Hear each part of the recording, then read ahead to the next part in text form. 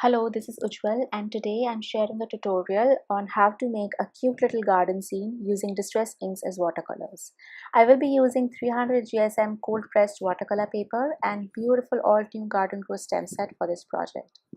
To start with, I first sketched out my scene roughly using the stamps as a guide to figure out which element goes where, and then I stamped it on to make sure that everything will fit in perfectly. My rough guide is the same size as my actual project, which is 6 inches by 8 inches, so I have a fair idea. I will be making a few changes to the layout along the way, but will mostly follow my original plan. Now, using my rough sketch as a guide, I'm stamping out my scene with brushed corduroy distress ink, which is a lovely brown color. There are a few images that will overlap in the scene, but they were too tiny to mask out. So I'm just eyeballing where the overlap will be and rubbing off the ink from that area. I can always fill in the gap when I color the images. So I'll continue to build on my scene by stamping out one image at a time till my whole scene is complete.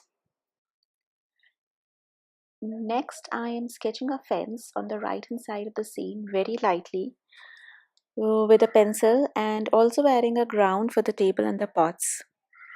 Now that I have the scene all sketched and stamped, I will start coloring using distress inks and a water brush. You can use a regular paintbrush and a cup of water for this if you wanted to. I want a big tree behind the table and I'm using 3 different shades of distress inks in green to add variation to the tree. I'm starting with the darkest, which is pine needles distress ink, and then I'm mixing in peeled paint and crushed olive. Crushed olive is my lightest and brightest green, and I will be mostly using it in the center of the scene.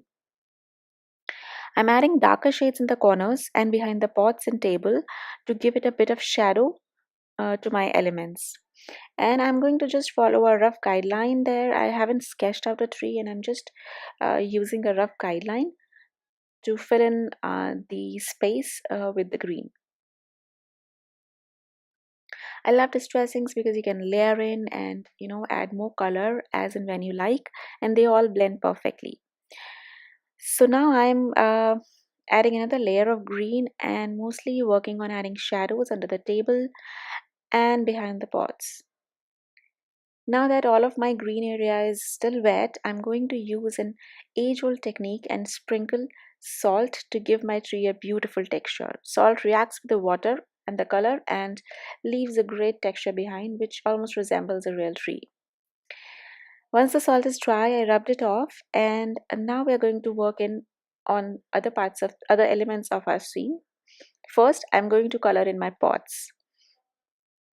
So for the pots, I'm using brushed corduroy distress ink, and I'm just going with a light coat all over and then dropping in dark brown on the edges to give it shading. I'm also dropping in a little bit of green to give it the effect of moss covered pots. And here is another tip: if you put in more color than you wanted to on an image, add some water on top and then pick it up with a paper towel or a cotton rag. This will take the color off. You will see me use this technique a few times on this project. I will continue coloring in my pots with the same brown color, which is the brushed corduroy distress inks. I will leave the names of all the distress inks that I'm using here in the description below. So as you can see, I'm taking off color and then adding in more on all the areas that I want to have some shading.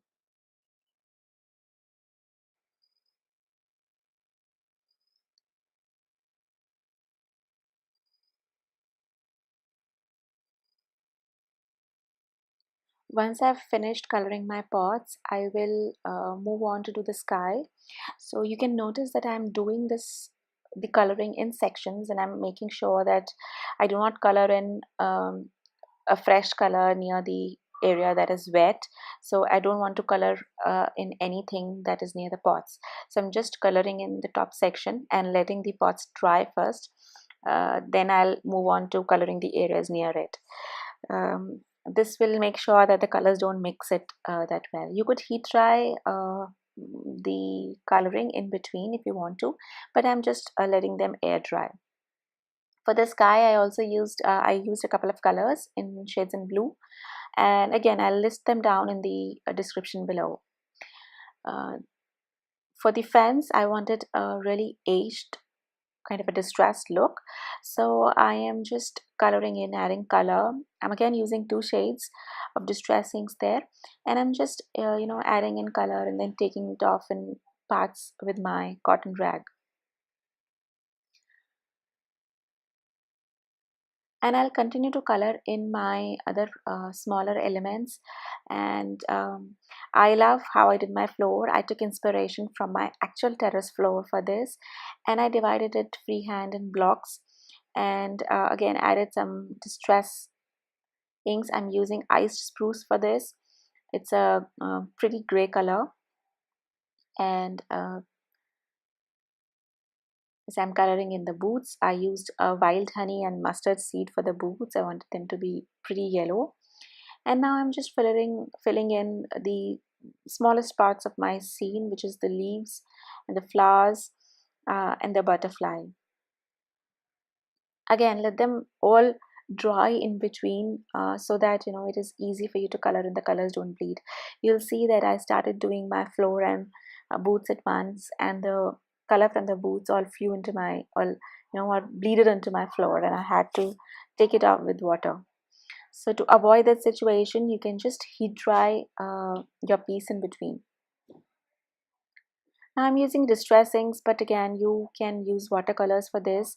If you like using watercolors, I'm a big fan of distress inks, and I love that you can do so many things with a one single ink. So I use them on all my projects.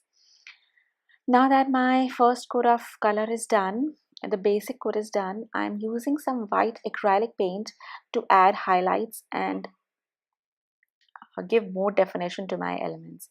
I'm using acrylic paint and not watercolor paint because acrylic paint will not mix in with my distress inks and will stand out. And that is what I want. I do not want it to blend in. You could use a white gel pen for finer details as well, but I like using acrylic colors. So you can see now I'm adding some shadows to my elements on the floor, and I'm just finishing up the piece, adding my last finishing details to this little watercolor scene. I had so much fun making this, and I hope you like it and enjoyed watching the tutorial. Let me know what you'd like to see more, and I'd be happy to help. Thank you so much for watching.